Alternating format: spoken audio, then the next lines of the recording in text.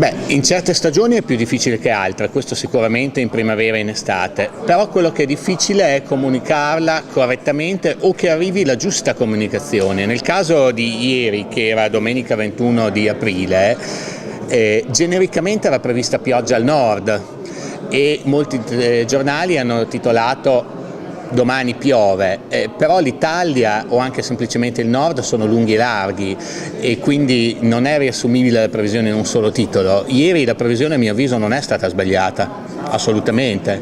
Erano previste delle piogge irregolari con dei temporali, dei nubifragi in alcune zone e ci sono state, probabilmente anche del Veneto, ma parlo della mia realtà, l'Emilia che conosco.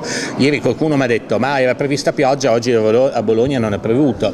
Gli ho risposto ma a Parma c'è stato un nubifragio, quindi bisogna intendersi anche in queste cose qua. Molto spesso l'utente finale arriva una comunicazione generica, un titolo di giornale dove si dice Pasqua piovosa.